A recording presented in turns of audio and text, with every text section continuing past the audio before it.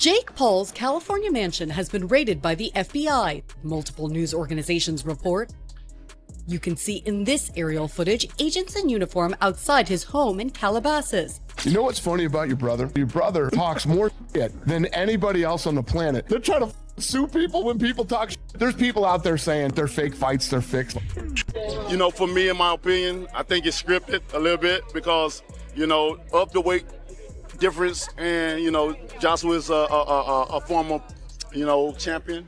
And also, you know, he's current, he's active. That was not a boxing match. Jake Paul had a very healthy fear for his life while he was in there. He was running away. He was trying to get distance. Then he was trying to step in to win this contest. And then he's trying to get out of the way so that he doesn't get hurt again. Here we go again, with Jake Paul right in the middle of what might be the biggest scandal of his entire run as a YouTuber turned boxer. The internet is going absolutely wild with fresh claims that Paul has been orchestrating his major fights behind the scenes, including that massive Netflix showdown with Anthony Joshua. Social media is buzzing with reports that both Paul brothers could be facing serious legal trouble over these supposed fixed fight schemes.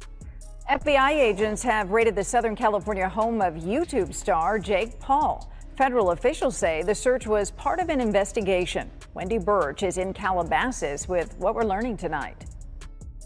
Sky 5 was overhead this morning as federal agents entered Jake Paul's Calabasas home located in this gated community off of Mulholland Highway.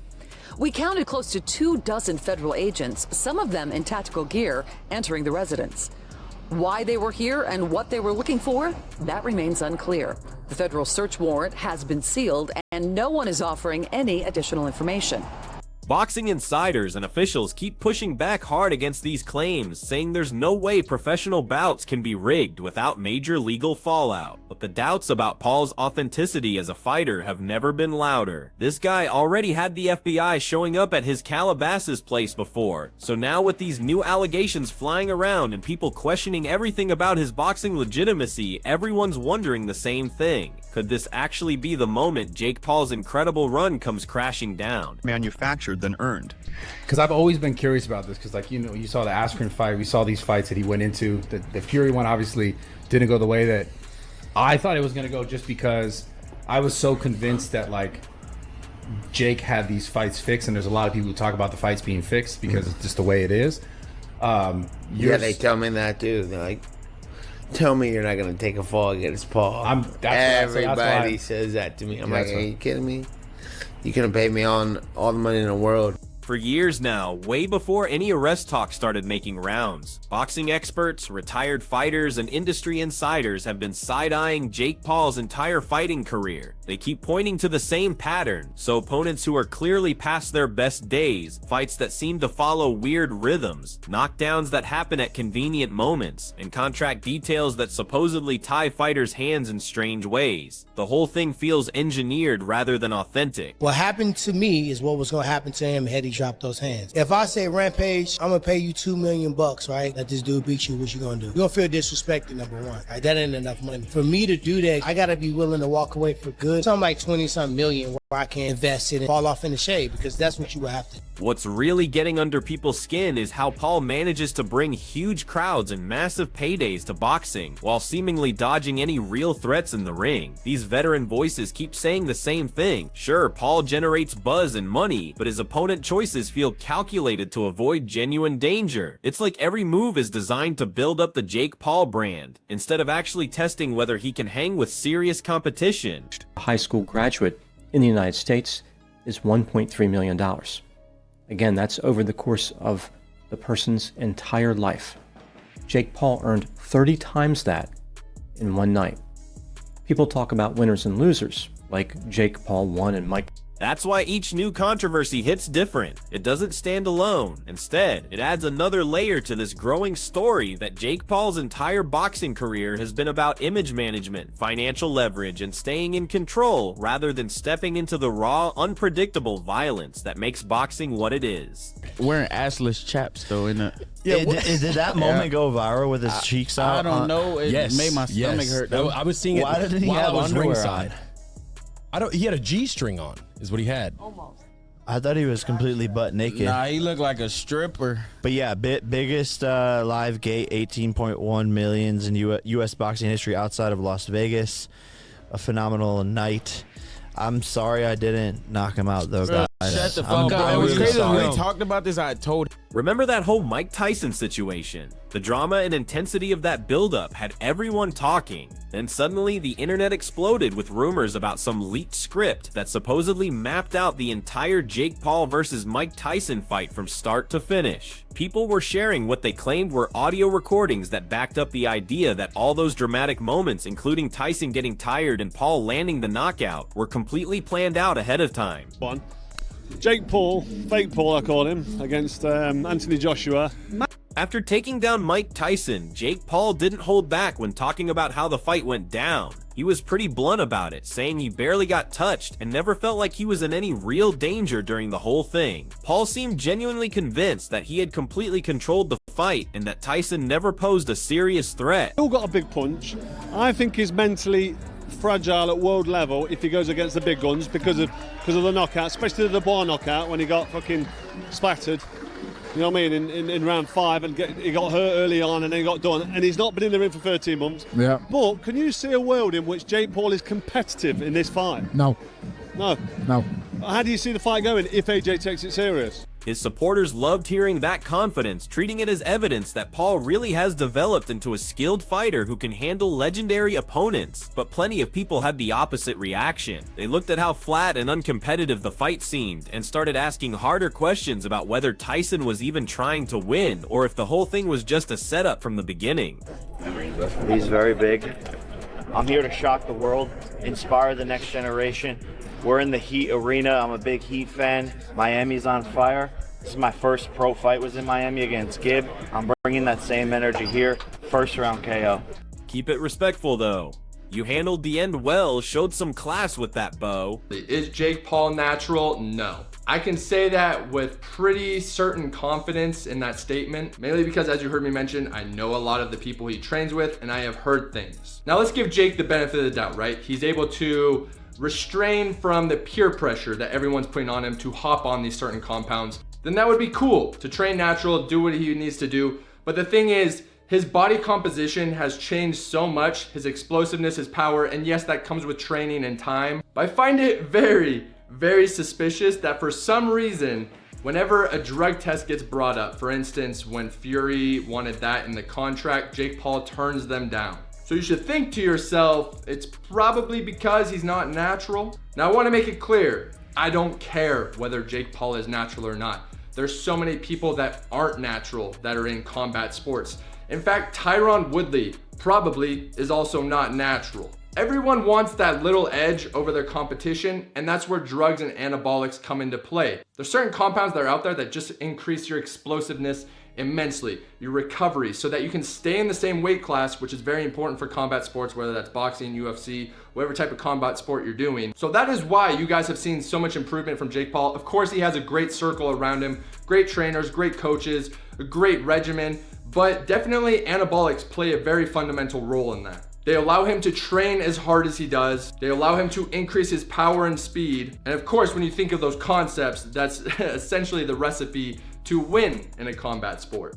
Now we're looking at this Anthony Joshua matchup, and the same conversations are happening all over again. Boxing commentators are calling the whole thing ridiculous when you break down what we're actually looking at. You've got a YouTuber who switched to boxing with a 12-1 record going up against someone who held the World Heavyweight Championship twice and has been fighting elite competition his entire professional career. Yeah. It's actually, so you think that Jake Paul... You couldn't fake it. You really think Anthony Joshua's going to put his whole livelihood on the line for Jake Paul? No, I don't think he would. So there you go. It's over when he wants it to be over. There could be some kind of tacit agreement in the background. How? Where they have a handshake. Then that's illegal. You're going to jail. Exactly, it's illegal. That's what I was going to say. So you can't. Because it's not an exhibition. No, it's a fight. So we're and people are betting on it. Big amounts of money. So we're watching this. I'm flying out there next week to Miami to watch it. So I'm going out there. He's laughing.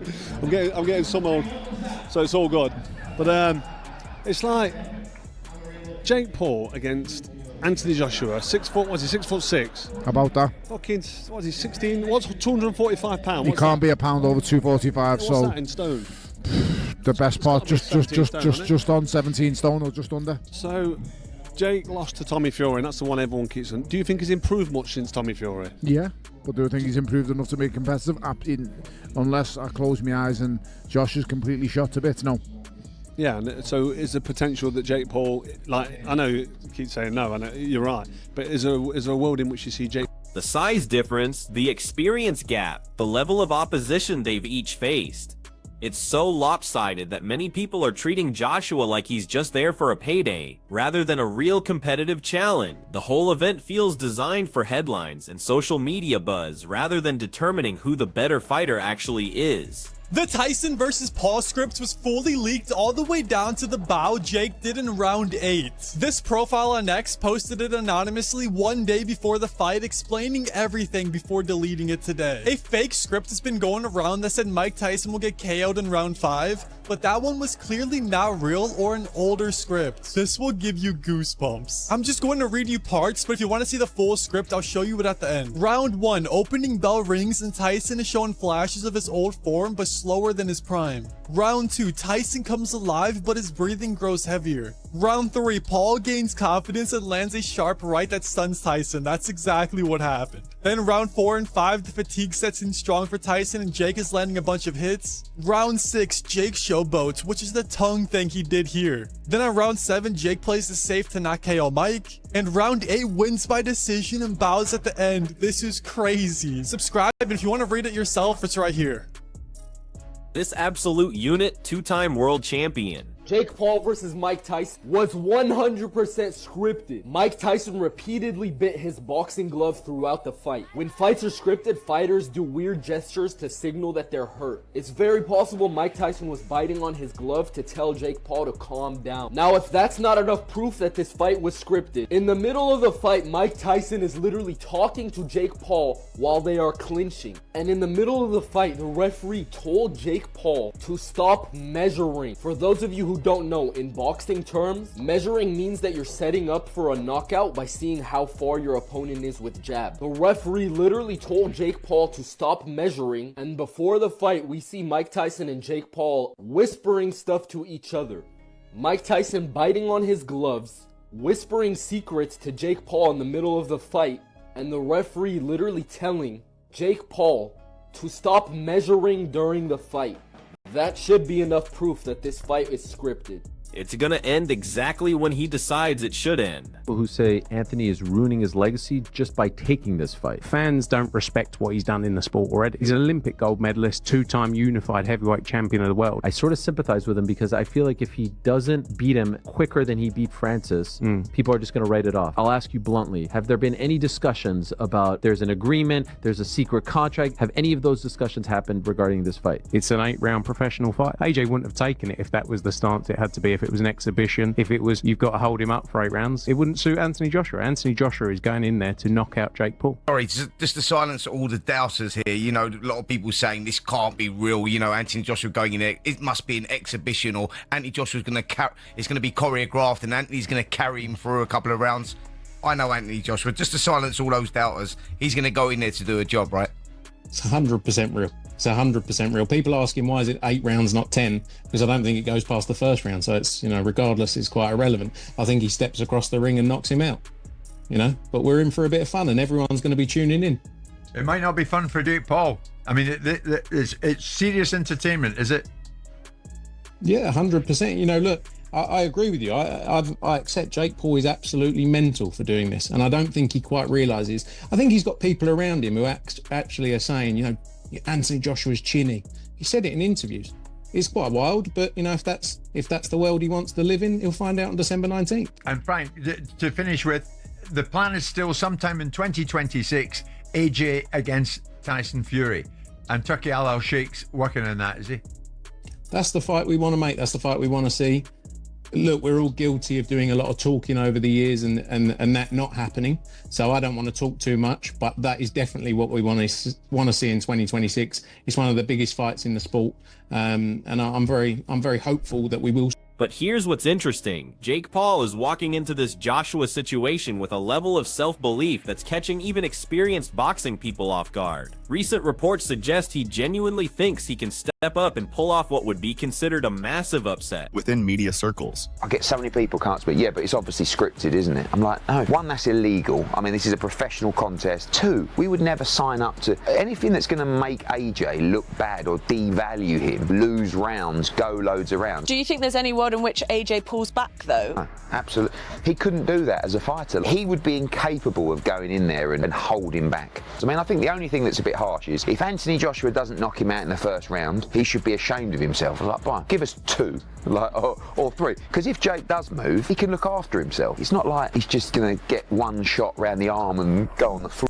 This isn't like some of his earlier fights where he seemed more focused on the spectacle. Paul appears to be treating this as his moment to silence all the critics and prove he belongs in serious boxing conversations. People watching his training sessions say his mental approach is completely different this time. He's not just confident, he's laser focused and seems to understand exactly how big this opportunity is for his entire career trajectory. But that rising confidence is exactly what has so many boxing insiders shaking their heads.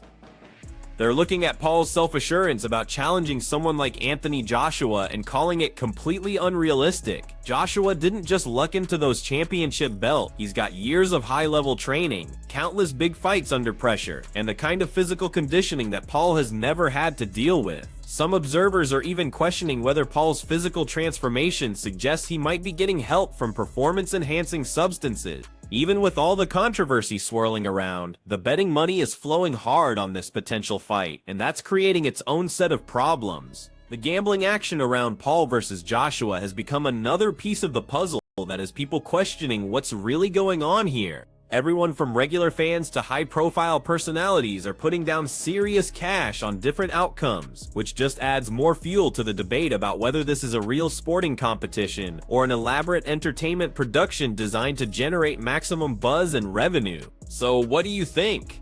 Is this actually going to be a legitimate fight? When those leaked script rumors started spreading, it created a whole different problem for the fighters who had already stepped into the ring with Jake Paul. Mike Tyson especially faced serious criticism from fans who felt like he had damaged his incredible legacy by getting involved in what looked like a predetermined show rather than a real fight. People started speculating that Tyson had essentially sold out his reputation by agreeing to participate in something that felt more like professional wrestling than professional boxing. The really weird part was all these little moments that people caught during the Jake Paul fights that seemed off. Observers reported seeing things like Tyson appearing to whisper something to Paul during clinches, and referees seemingly giving Paul subtle signals about what moves to avoid or when to back off. These strange exchanges made people even more suspicious that everything was being choreographed behind the scenes. Matchroom Boxing's CEO has come out swinging against all the scripting accusations surrounding the Jake Paul versus Anthony Joshua fight. He's been crystal clear that if this bout happens, fans will be watching a genuine professional boxing match under standard Queensberry rules, not some exhibition or predetermined storyline. He's directly challenging anyone who thinks this is going to be anything other than two fighters genuinely trying to knock each other out. Frank Smith just dropped some comments that have stirred up even more drama around this whole Anthony Joshua versus Jake Paul situation. Smith is basically saying that fans shouldn't expect a real sporting contest here. According to him, what people are gonna get is pure show business designed to entertain rather than determine who the better boxer actually is. Smith's argument is that this whole event has been constructed to generate maximum shock value in ticket sales rather than uphold any kind of competitive integrity that boxing is supposed to represent. He's suggesting that calling it serious entertainment would be more honest than pretending it's a legitimate athletic competition. At the same time, Smith mentioned that he's still holding out hope for a Tyson Fury versus Anthony Joshua fight to eventually happen. He called that potential matchup the biggest fight that could be made in boxing right now, and said he's optimistic that by 2026 that massive showdown will finally come together. But Smith also warned that boxing is full of big talk and broken promises, so even though the idea gets fans excited, there are still tons of business and contract obstacles that could prevent it from ever actually happening. Joshua's promoter, Eddie Hearn, has also jumped into the conversation about the scripting accusations, though his responses have created their own controversy. Hearn tried to make a joke about the only script being Joshua's plan to come out and finish Paul as quickly as possible. He said that was supposed to show how serious and competitive the fight would be, and shut down any talk about predetermined outcomes. But the fact that Hearn even had to address these rumors publicly shows just how much the scripting speculation has spread among boxing fans and how much it's affecting the perception of these high-profile Jake Paul fights. So here's the big question. Do you think this is actually the moment Jake Paul's entire run comes to an end? Or is this just going to be another controversy that he somehow manages to survive and move past? Let me know what you think in the comments.